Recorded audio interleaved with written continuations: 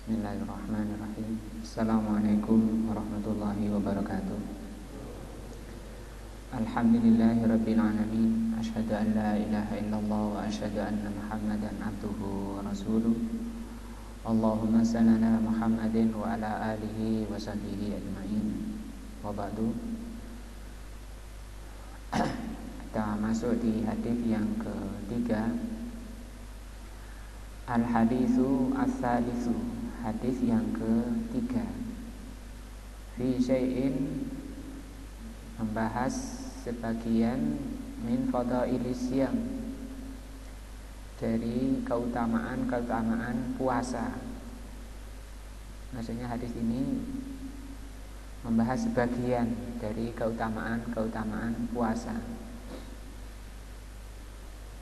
An Abi Hurairah radhiyallahu anhu, hadis dari Abu Hurairah radhiyallahu anhu, anna Rasulullah sallallahu alaihi wasallam qala, bahwa Rasulullah sallallahu alaihi wasallam bersabda, kullu amali ibni adama yudha'afu, setiap amalan Bani Adam itu dilipat gandakan. Di sini amalan ya, kalau niat itu pahalanya belum penggandaan seperti ini. Ini yang dimaksud adalah suatu yang sudah diamalkan. Hanya di sini pakai amal. Al-hasanatu, satu kebaikan yang dilakukan Bani Adam, yaitu Ibnu Adam, bi asyri amsalihha, dilipat gandakan menjadi 10, minimalnya jadi 10. Ila sab'imi'ati dhifin, dilipat gandakan sampai menjadi 700 lipat satu amalan. Pelipatan dari minimal 10 menjadi 700 dalam satu amalan. Misalnya ada 2 orang mengamalkan satu amalan, bisa jadi yang satu minimalnya dapat 10, yang satu lebih, walaupun amalannya sama, mengikuti tingkat kehadiran hati, mengikuti tingkat keimanannya. Kalau sholat, oleh Rasul dikatakan ada yang mendapat separuh, ada yang mendapat seperempatnya, ada yang mendapat sepertiga, ada yang mendapat 1/10. Nah, peningkatan niat dari peningkatan nilai atau pahala mengikuti kondisi hati, tingkat kehadirannya di sisi Allah. Kalau sholat itu tingkat kehusuannya. Kehusuan itu maksudnya tingkat kehadiran hati di hadapan Allah Subhanahu wa taala. Kehadiran hati atau kehusuan itu tergantung dari tingkat ilmunya, tingkat keimanannya. Maka semakin orang itu mengenal Allah, orang itu semakin meningkat keimanannya. Semakin tinggi keimanannya, akan semakin tinggi tingkat kehusuannya. Kalau dikatakan sholat itu sebagai munajat ya, tempat untuk mungkin bahasa kasarnya kita ngobrol, bincang-bincang, curhat, maka yang terbaik dari ini adalah bersama Allah Subhanahu wa taala. Sehingga kenapa itu menjadi sebab, sholat itu menjadi sebab penenang hati.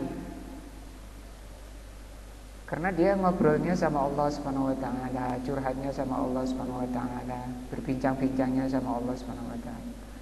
itu nggak bisa diimbangi oleh yang lainnya kenikmatannya. Sehingga Rasul ketika ada masalah di dunia, beratnya masalah dunia, beliau salat.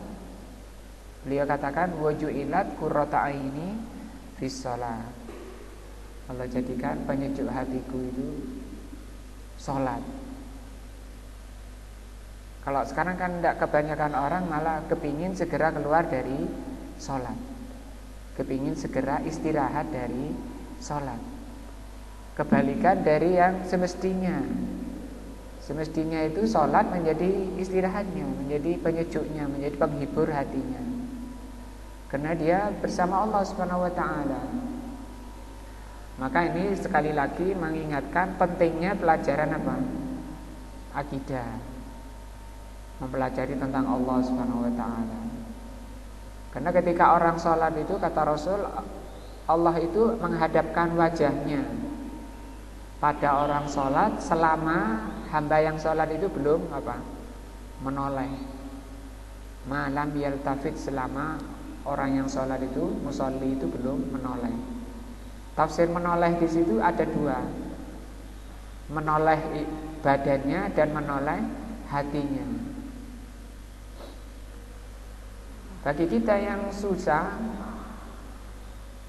itu menoleh, kalau badan mungkin jarang menoleh. Orang sholat badannya noleh itu jarang. Yang cepat menoleh dan sulit menjaga adalah apa? Hati. Nah, di samping setan itu datang untuk mengganggu dan menggodanya. Maka pelipat gandaan dari 10 sampai 700 ini tergantung dari tingkat keimanan, kehusuan dan kehadiran hati. Kehadiran hati itu dalam semua amalan, bukan hanya dalam sholat, dalam semua amalan. Yang dikatakan karena Allah, hidup dan matiku karena Allah. Inna sholati ya wa nusuki wa mahyaya wa mamati, terus lillah, karena Allah. Qala Allah azza wa jalla, Allah Subhanahu wa taala mengatakan illa shauma, kecuali puasa. Puasa pelipat gandaan pahalanya tidak seperti amalan lainnya. Fa innahu li, karena puasa itu milikku, wa ana ajzi bihi, dan saya yang akan membalasnya. Yada'u syahwatahu, orang puasa itu meninggalkan syahwatnya, wa ta'amahu, dan meninggalkan makan, min ajli, karena aku. Nah, walis-shaimi farhatan, orang yang berpuasa itu mengalami dua kegembiraan.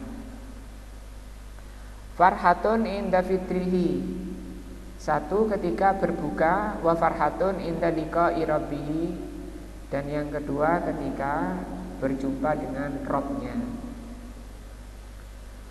Wala hulufu fammis shaimi, bau mulutnya orang berpuasa, atyabu indallah min rihil misik, lebih wangi di sisi Allah dari bau misik, dari harumnya misik. Muttafaqun alaih. Kata Syekh di sini, Syekh Shalih Fauzan ya. Al haditsu, hadis ini dalilun, merupakan dalil ala fadlis siyami, dalil tentang keutamaan puasa. Dan ini umum, puasa sunnah maupun wajib. Wa azimi manzilatihi, dan agungnya kedudukan puasa. Agungnya kedudukan puasa indallah, di sisi Allah. Kalau di sisi manusia puasa itu banyak gak disukai ya, karena apa yang dia cintai disuruh tinggalkan. Wa qad jaa fi hadzal hadis, telah disebutkan di hadis ini arbaun min fadailihi al-katsirati. Hadis ini menjelaskan 4 keutamaan puasa. Al-ula, yang pertama, an-nasaimina, bahwa orang-orang yang berpuasa yuwafauna ujurahum bighairi hisab. Orang berpuasa itu akan diberikan pahalanya, ditunaikan pahalanya atau balasannya tanpa hisab. Tanpa hisab maksudnya tanpa hitungan, tanpa bilangan. Kalau tadi kan ada bilangannya 10. Fa innal a'mala kullaha, karena semua amalan yudha'afu, digandakan bi asyri amsalihha. Semua amalan itu digandakan oleh Allah minimal 10 ila sab'imi'ati dhifin, sampai 700 lipat. Ini angka 700, ini angka. Tapi puasa, kata Allah, kata Rasul, bighairi hisab. Illa siyamu, kecuali puasa, fa innahu la yanhasiru, kecuali puasa, bahwa sesungguhnya puasa itu la yanhasiru, tidak dibatasi. Tad'ifuhu fi hadzal adad, tidak dibatasi pelipat gandaannya itu dengan bilangan 10 sampai 700. Bal yudha'afuhullahu azza wa jal ad'afan katsiratan. Bahkan Allah lipat gandakan lagi menjadi lipatan yang lebih banyak lagi. Nah, ini mendorong kita agar berusaha untuk puasa yang benar, karena puasa itu juga ada yang enggak benar. Nah, Rasul mengatakan rubba shaimin, kata beliau, banyak orang puasa itu hadzahu al-ju'u wal atas, dapatnya itu hanya lapar dan dahaga saja, enggak ada nilai pahalanya. Mungkin dikatakan puasa busung atau puasanya mati, puasa yang gak kanggo. Walaupun sholat juga ada yang seperti itu, sholatnya karena tidak khusyuk, karena tidak hadir hatinya. Itu kata Rasul SAW, nanti ketika menghadap Allah, sholatnya itu dijadikan barang gombalan, bahasa kita gombal. Apa bahasa Indonesianya gombal?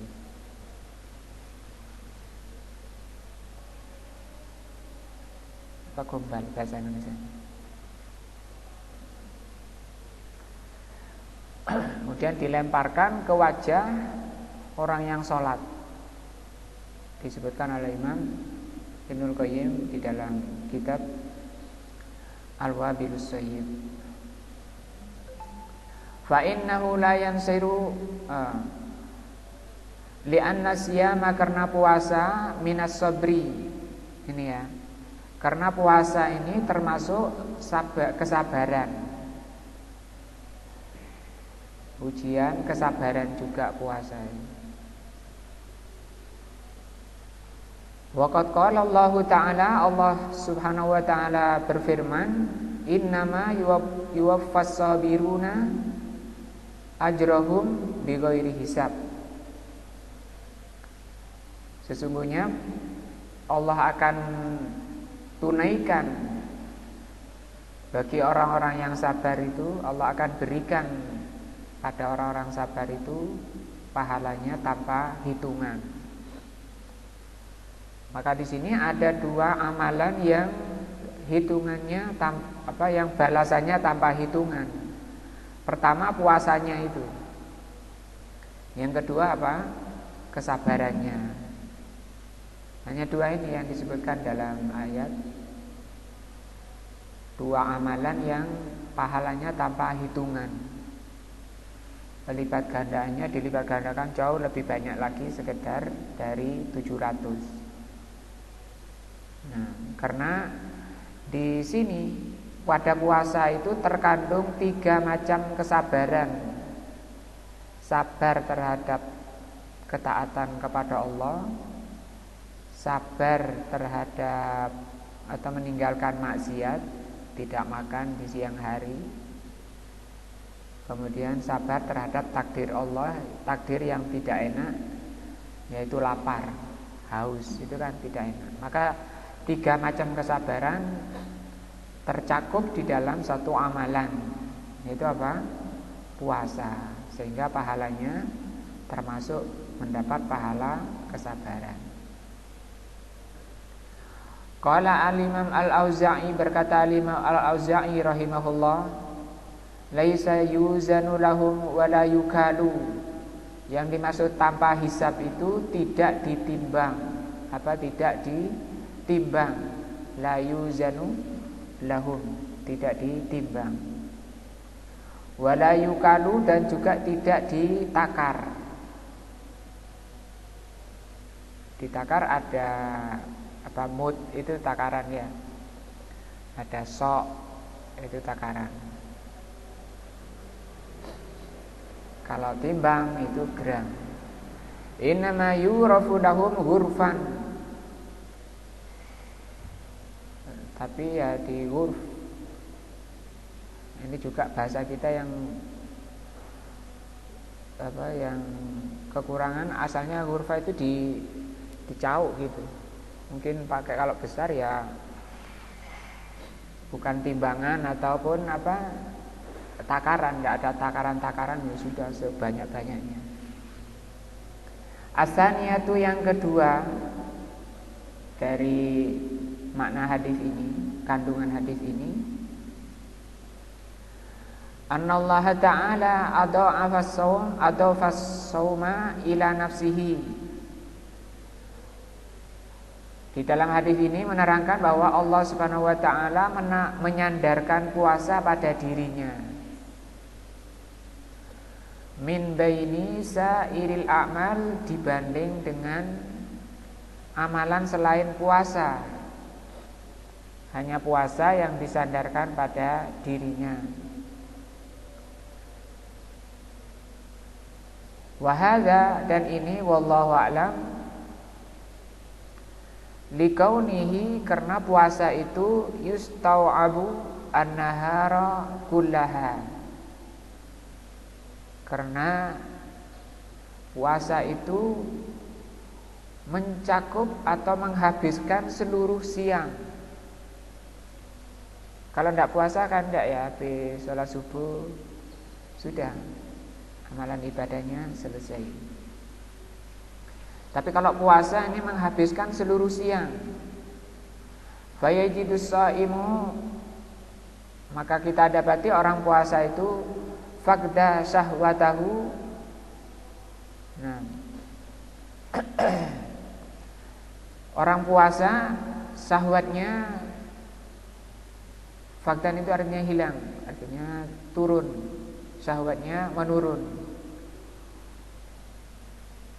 Wa tatubu nafsahu ilaiha, dan jiwanya atau nafsunya terlindungi, terjaga dari syahwatnya.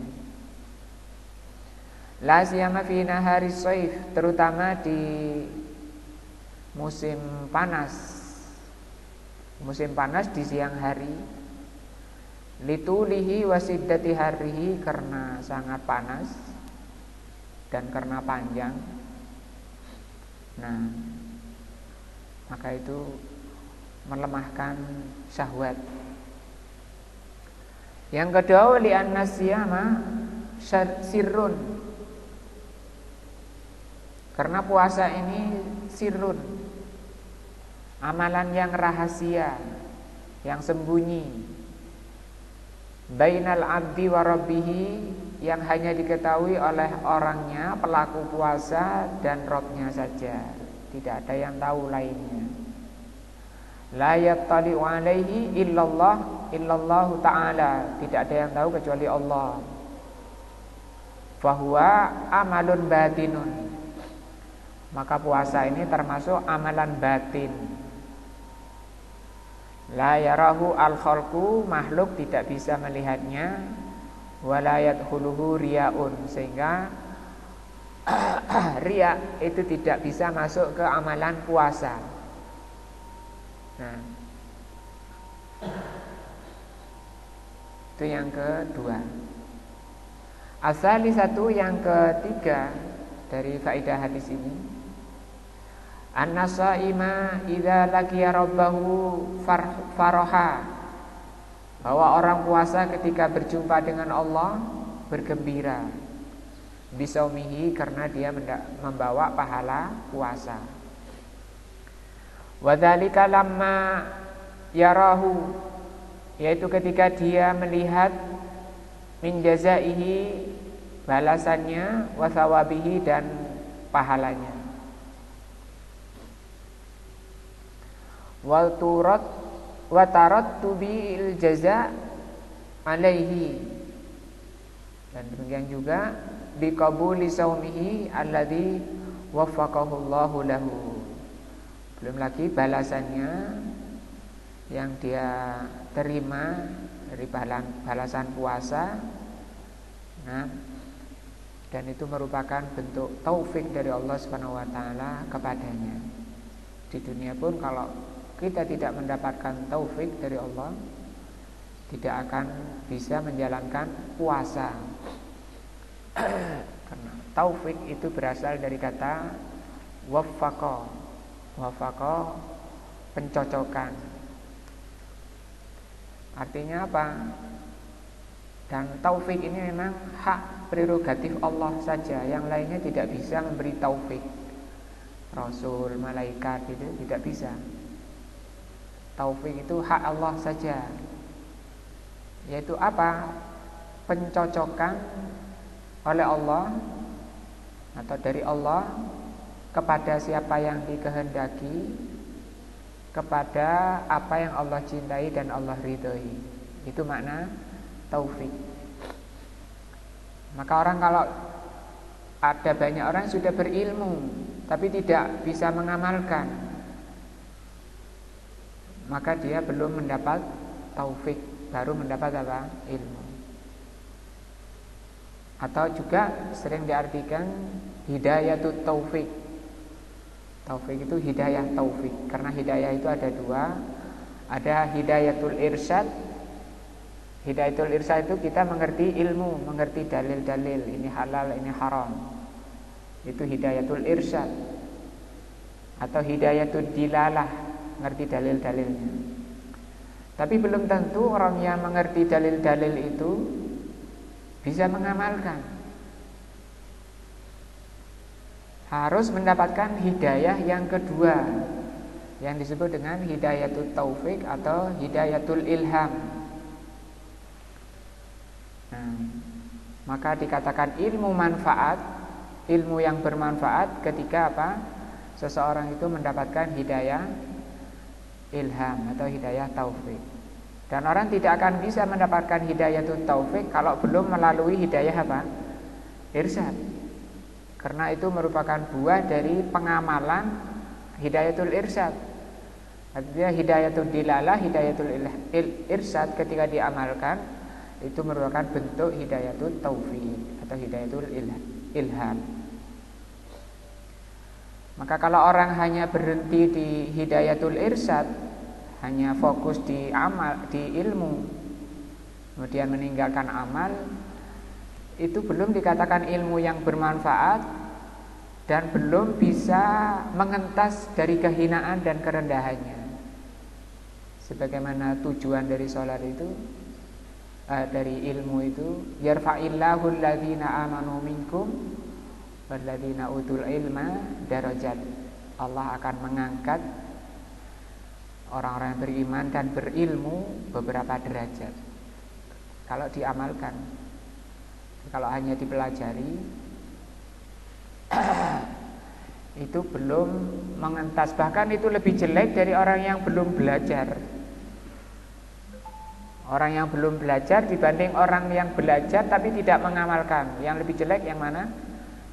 Yang sudah belajar tapi tidak mengamalkannya. Diterangkan oleh Rasulullah SAW, ada 3 orang yang nanti menjadi orang pertama dilemparkan ke neraka. Mujahid, qori, sama alim, orang berilmu. Awwalu man tusa'ir finnar, orang-orang yang pertama dilemparkan ke neraka. Ditanya oleh Allah, orang yang derma ya, yang dermawan, untuk apa kamu berjihad? Karena engkau ya Allah kadzabta, kata Allah, engkau dusta. Yang korek juga, korek yang kedua, korek itu orang yang korek ini orang yang membaca Al-Quran. Korek itu ada 3. Ada korek, dia enak-enakan belajar membaca Al-Quran, tapi tujuannya untuk dapat harta, supaya diundang sana sini, dapat uang untuk kehidupannya, untuk memenuhi nafsunya. Ini paling jelek. Yang kedua, mungkin koreknya ini kaya, artinya tidak butuh harta, tapi dia enak-enakan, difasih-fasihkan makhrajnya, suaranya dienak-enakan supaya viral. Ini kan banyak ya. Yang ketiga, orang qori ini mengikhlas karena Allah, untuk menghidupkan hatinya, kemudian dipelajari, diamalkan. Ini yang terbaik. Maka qori pun kalau salah niatnya, itu menjadi orang pertama yang dilemparkan ke neraka. Wa amma farhatuhu inda fitrihi, kegembiraan kedua yang dialami oleh orang yang puasa, yaitu ketika berbuka. Fali tamami ibadatihi, disebabkan karena dia sudah berhasil menyempurnakan ibadahnya. Wasalamatiha, dan selamatnya puasa minal mufsidati, dari pembatal-pembatal atau perusak-perusak puasanya. Ya, senang. Wa husulu ma muni'a minhu, dan berhasil menghindarkan apa yang dilarang. Mimma yuwafiqu tabi'atahu, nah, apa yang mencocoki tabiatnya. Ketika puasa itu dia berhasil meraih apa yang sebelumnya dilarang, mulai dari terbit fajar shadiq sampai maghrib dilarang. Maka ketika azan maghrib, dia mendapati apa yang dia sukai, apa yang dia senangi, yang sebelumnya dilarang, sehingga dia apa? Senang. Karena orang kan tidak senang berpisah dengan yang dicintai. Senangnya apa? Makan kan, minum. Wah, senang ini boleh sekarang, maka dia gembira. Makanya belum azan sudah nunggui bukanya ya. Nah, wa hadza minal farhi al mahmudi, maka ini termasuk kegembiraan yang dipuji. Kalau begitu ada kegembiraan yang tidak terpuji. Kegembiraan itu juga ada 2, ada yang terpuji, ada yang terpuji, ada yang tidak terpuji. Li'annahu farhun, karena dia gembira bi ta'atillah, gembira dalam rangka ketaatan kepada Allah.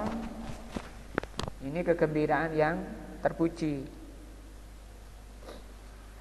Wa tamamus shaum al-mau'ud alaihi as-sawabul jazil, dia gembira telah bisa menyempurnakan puasa, yang puasa, dengan puasa itu dia mendapat, dijanjikan oleh Allah pahala yang besar. Ini yang ketiga. tentang kegembiraan. Ar-rabi'atu yang keempat, anna raihata famis shaimi, bahwa bau mulutnya orang berpuasa atyabu indallah, lebih harum di sisi Allah, min rihil misik, dari harumnya misik. Sering kita dapati ayat maupun hadis bahwa misik itu adalah minyak wangi paling harum, karena bikinnya juga paling sulit. Mungkin kita belum pernah menciumnya selama ini, sampai tua sepuh-sepuh seperti ini mungkin belum pernah. Cuma kalau yang tulisannya misik ya banyak ya, ada misik putih, macam-macam.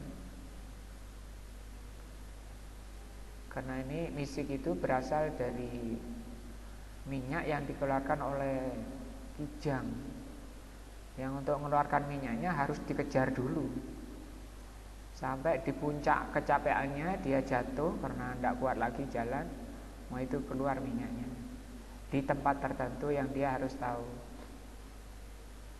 Seringnya ya kalau seusia Pak Amin ngejar kijang, ya bukan kijangnya yang jatuh dulu ya, yang ngejar malah.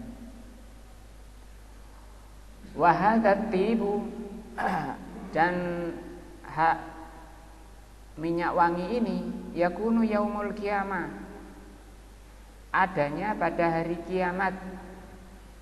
Lihat apa harumnya ini ya, maksudnya harumnya baunya orang puasa lebih harum dari misik. Harumnya ini terjadinya nanti, bukan di dunia, nanti pada hari kiamat. Li'annahu al-waqtul ladzi yadharu fihi thawabul amal, karena pada waktu itu Allah tampakkan balasan amalan. Orang puasa dari mulutnya itu keluar bau harum. Diriwayatin adyabu indallah yaumal qiyamah. Sini ada lafaz hadis yang sharih, yang jelas, yaumal qiyamah. Nah, wa hadhihi raihatu, dan bau ini, wa in kanat makruhatun fi masyamin nasi fid dunya, bau ini sekalipun itu buruk, jelek, busuk dalam penciuman manusia di dunia, lakinnaha, tapi hanya saja adyabu indallahi min rihil misik. Mungkin orang akan menghindar bau, tapi di sisi Allah apa? Lebih harum dari misik.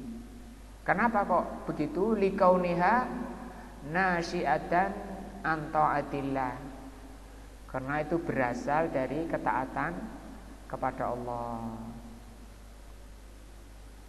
Nah, wa min fadailis siyam, dan di antara keutamaan puasa, annahu min asbabi maghfiratiz dzunubi, bahwa puasa itu menjadi sebab seseorang diampuni dosa-dosanya. Dan ini perkara yang sangat kita butuhkan. Kita inginkan menghadap Allah itu kondisi tanpa dosa. Bisa kita bersihkan mulai sekarang dengan cara puasa. Maghfirah itu dihapus, di busek, catatan-catatan itu dihapus. Sehingga di situ di catatan amal, di buku catatan amal sudah tidak tercantum lagi kalau diampuni oleh Allah. Nah, maghfirah ini berasal dari kata mighfar. Mighfar itu alat, isim alat, melindungi, kayak tameng gitu. Nah, mighfar itu berasal dari kata tameng ini, atau junah ya. Kalau apa, bukan junah, bukan tameng, tapi mighfar itu helm, kepala, apa, penutup kepala. Penutup kepala dari besi itu namanya mighfar, melindungi kepala. Dilindungi oleh Allah dengan cara ditutup aibnya di dunia, kemudian balasannya dilewati, tidak dibalas. di akhirat. Nah, kalau di dunia bisa jadi dibalas. Artinya ketika orang melakukan kesalahan kemudian dibalas oleh Allah kesalahannya dengan cara sakit atau kena musibah seterusnya. Wa takfirus sayyi'at, dan puasa itu bisa menghapus ya. Takfir itu kafarah, dari kata kafarah. Menghapus, kalau ini mengampuni dosa-dosa dan menghapus kesalahan-kesalahan. Fa'an Abi Hurairah radhiyallahu anhu anna Rasulullah sallallahu alaihi wasallam qala, dari Abu Hurairah radhiyallahu anhu bahwa Rasulullah sallallahu alaihi wasallam bersabda, man shoma ramadhana imanan wa ihtisaban ghufira lahu ma taqaddama min dambihi. Barang siapa yang puasa Ramadan dengan iman dan mengharap pahala dari Allah, diampuni dosa-dosa yang telah lalu. Muttafaqun alaih.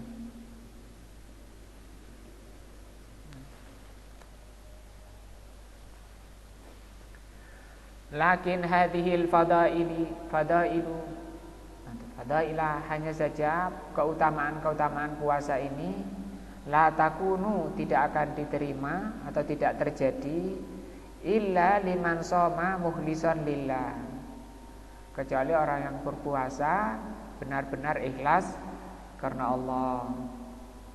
Ani ta'ami wasyarabi wan nikah, puasa itu artinya menahan, puasa dari makan, minum dan nikah. Wasomat jawarihuhu anil asam, ditahan badannya dari dosa-dosa. Nah, fahadha huwa shaumul masyru', maka inilah puasa yang disyariatkan. Nah, al-mutarattabu, yang berakibat as-sawabul azim, atau yang akan dibalas dengan pahala yang besar. Sebagaimana sabda Rasul sallallahu alaihi wasallam, man lam yada qaulaz zur, barang siapa yang tidak meninggalkan omongan yang jelek, wal amala bihi, dan dia melakukannya, wal jahla, dan kejahilan, falaisa lillahi hajatun, maka Allah tidak hajat fi an yada'a ta'amahu wa syarabahu, tidak hajat kepada orang itu meninggalkan makan dan minumnya. Allahumma, ya Allah, ihfad lana siyamana, apa ini, jagalah ya untuk kami puasa kami, waj'alhu syafi'an lana, jadikanlah puasa ini syafi'an lana, menjadi penolong kami, karena puasa itu musyafi' atau syafi', bisa memberi syafaat kepada orangnya. Wa a'inna fihi ala ta'atika, dan tolonglah kami di dalam bulan puasa untuk menjalankan ketaatan kepadamu. Wa jannibna, dan jauhkanlah kami turuqa maksiatika, jalan-jalan kemaksiatan kepadamu. Waghfir lana, ampuni kami, wali walidaina, juga kedua orang tua kami, wali jami'il muslimin, dan seluruh kaum muslimin. Selesai pembahasan kita pagi ini, hadis yang ketiga. Nah, mudah-mudahan bermanfaat, meningkatkan iman dan takwa kita kepada Allah, juga menambah semangat kita untuk menghadapi bulan suci Ramadan yang sebentar lagi akan kita hadapinya. Wallahu a'lam bishawab. Subhanakallah wa bihamdika asyhadu an la ilaha illa anta astaghfiruka wa atubu ilaika. Wassalamualaikum warahmatullahi wabarakatuh.